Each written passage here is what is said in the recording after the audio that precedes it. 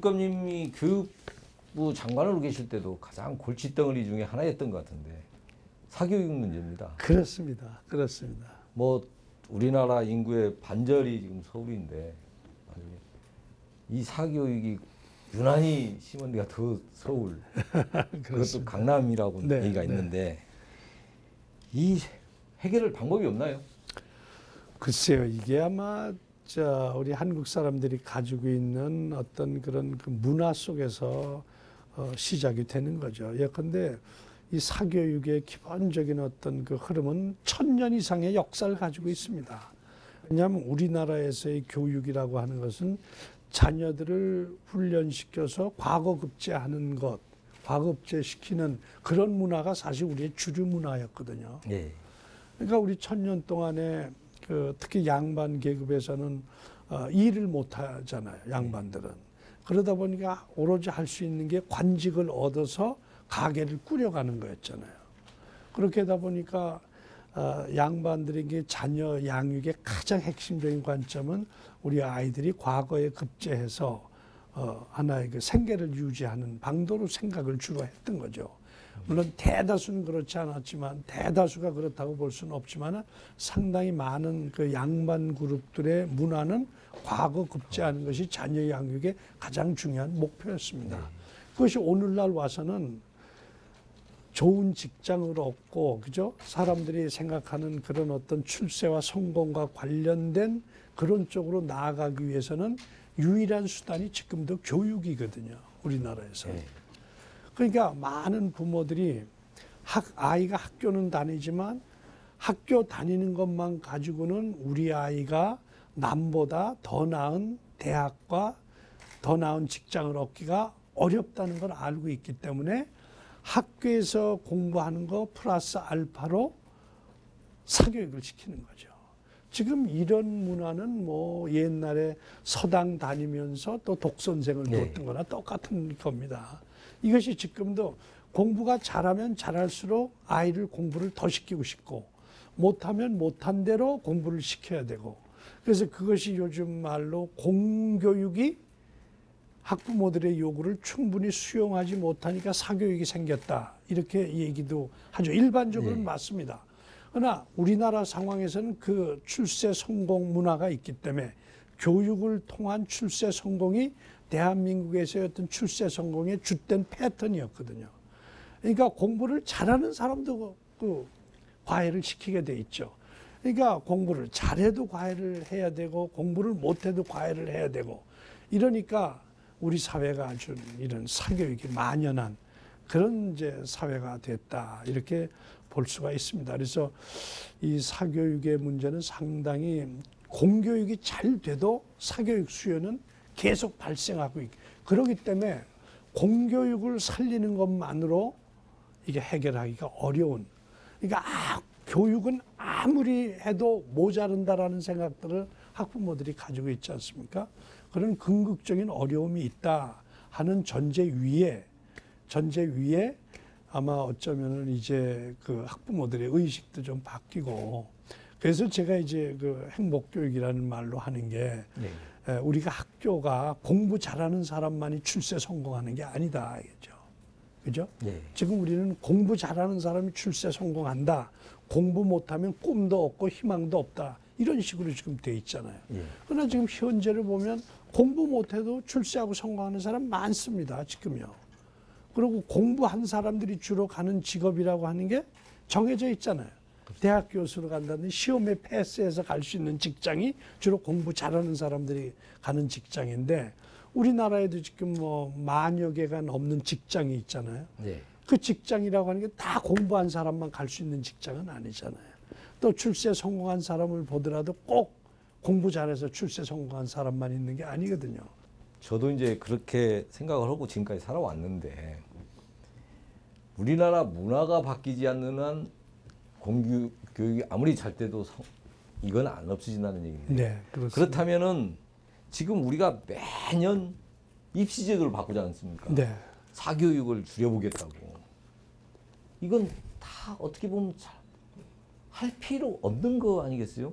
차라리 그럴 바에는 우리 문화를 바꾸려고 노력을 하는 게 낫지. 그러니까 한번 보세요. 그 73년, 하여튼 70년대 중반까지요. 예. 일본이나 대만이나 한국은 똑같은 상황이었어요. 그 인문계 고등학교가 많고 그렇죠. 많은 국민들이 다 대학 가려고 그랬거든요. 예, 예.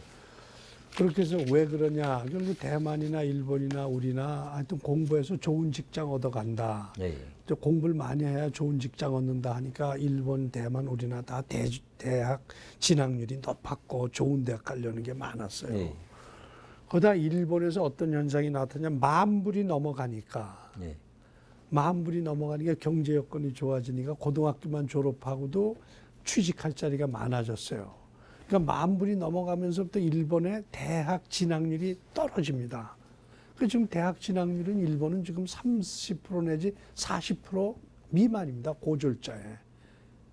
그러니까 일본만 하더라도 대학 진학자가 많지 않고 대학 들어가는 게 그렇게 병목 현상이 없어요. 몇 개 대학만 있고. 예. 왜냐하면 고등학교 졸업한 사람들이 거기 40%만 대학을 가니까 60%는 가고, 그거 하기 위해서 실업계 고등학교가 많이 늘어나고 실업계 진학률이 높아집니다. 예. 그러니까 그 70년대 이때까지도 일본도 학원 뭐 이런 게 엄청났는데 지금은 대단히 안정돼 있거든요. 그 다음에 대만도 어떤 게 만불이 넘어가니까 구태여 대학 갈 필요 있냐. 실업계 고등학교 나와서 취직을 하면은 뭐 대학 가는 것보다 저 직장도 일찍 하고 좋다. 그러니까 대만은 지금 그 실업계가 거의 70%가 넘어요. 고등학교가. 예. 대학 진학자가 30% 정도예요. 그럼 우리나라에서는 무슨 예언을 했는가 하니 사람들이 우리나라도 경제 여건이 좋아지면 그렇게 될 것이다. 실업계가 많고 고등학교만 졸업하고 취직하러 가는 사람이 많아지고 그러니까 대학의 병목 현상이 줄어들어서 대학 가기 위한 사교육이니 뭐니가 많이 줄 거다라고 예상을 했는데 우리나라는 경제 여건이 좋아지니까 오히려 더 내가 먹고 살만한데 내 자식을 왜 실업계 보내냐? 이렇게 되니까 대만, 일본하고 정반대 현상이 벌어져요. 네.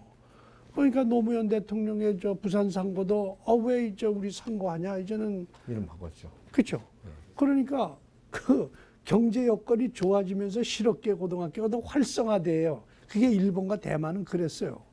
지금도 그래요. 고등학교만 졸업하고 취직이 잘 되고 뭐 이렇게 되니까. 근데 우리나라는 아버지 어머니들이 야 실업계를 왜 보내냐. 우리나라 먹고 살만한데 나 안 보내. 그죠? 네. 그럼 지금 실업계가 훨씬 더 실업계로 가던 학교도 실업계 줄어들고. 이름이 바뀌고. 그래 최근 이제 2, 3년 사이에 이명박 대통령 우선 마이스터고 만들고 이러니까 실업계로 지금 좋은 애들이 갑니다. 나오고 고졸자 또 이렇게 하는 걸 많이 하고. 그러기 때문에 뭐 사교육이나 이런 것도 그만큼 줄어들었다고 보셔도 돼요. 그죠? 대졸, 걔네들이 그렇지 않았으면 대학 가려고 했던 애들인데 걔네들이 그만큼 빠져주니까 사교육은 대입 사교육은 좀 줄었다고 봐야 될 거죠. 네.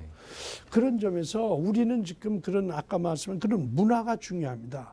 무슨 입시 제도를 바꾼다, 뭘 바꿔도 또 여건이 그렇게 바뀌어도 일본이나 대만은 여건이 바뀌니까 그런 현상이 일어나는데 우리는 그런 현상이 일어나도 그런 어떤 그런 그 공부 잘해서 좋은 대학 간다라고 하는 게 여전히 그 강하게 남아 있다.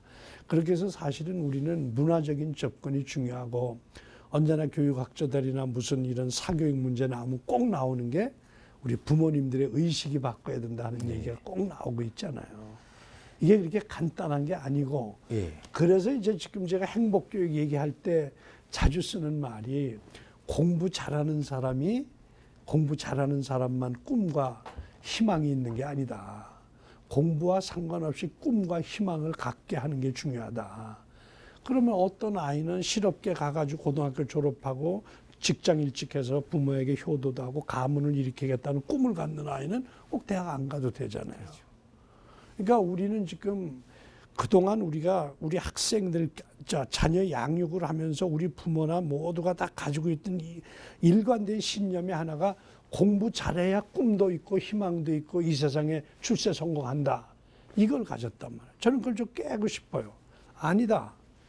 꿈과 희망을 가지고 있을 때 공부 더 잘한다.